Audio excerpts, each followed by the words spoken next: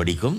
இப்போ கவனிங்க, யாதொரு கசப்பான வேர் முளைத்தெழும்பி கலக்கம் உண்டாக்குகிறதுனால் அநேகர் தீட்டுப்படாத படிக்கும். அந்த ஒரு சென்டென்ஸை மட்டும் கவனிங்க. கசப்பை எப்படி வர்ணிக்குது பாருங்க. யாதொரு கசப்பான வேர் முளைத்தெழும்பி கலக்கம் உண்டாக்காதபடிக்கு. யாதொரு கசப்பான வேர் முளைத்து எழும்பி கலக்கம் உண்டாக்காதபடிக்கு.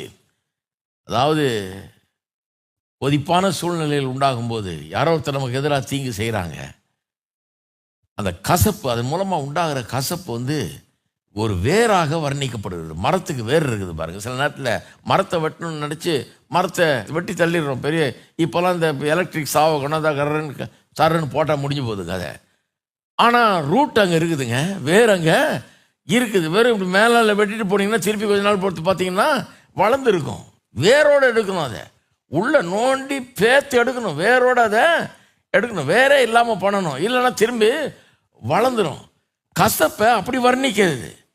எப்படி வர்ணிக்குது? கசப்பான யாதொரு கசப்பான வேர் முளைத்தெழும்பி கலக்கம் உண்டாக்குகிறதுனால் அநேகர் தீட்டுப்படாதபடி, அதனால கெட்டு போகாதபடிக்கு அப்படின்னுது. அப்போ கசப்பை வேர்னு சொல்லுது, ரூட் ஆஃப் பிட்டர்னஸ்னு வருது ஆங்கிலத்தில்.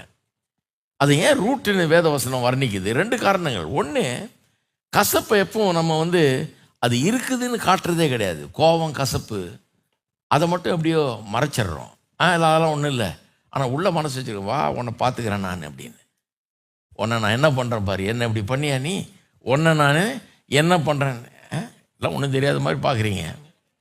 இவருக்கு மட்டும் எப்படி தெரியுதுன்னு, எனக்கு மட்டும் என்ன வெளிப்பாடாவது? எல்லாம் மனுஷர்கள் தான், நம்ம எல்லாருமே அதை அனுபவிச்சிருக்கிறோம். அதனால சொல்கிறேன், பண்ணியிருக்கோமா இல்லையா?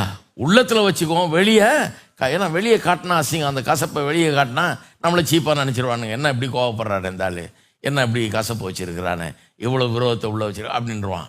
அதனால் அதை மறைச்சிக்கிட்டு நல்லா சிரிச்சுக்கிட்டு பார்த்துட்றான் ஒன்றுன்னு உள்ள கரம் வைக்கிறது அவனை.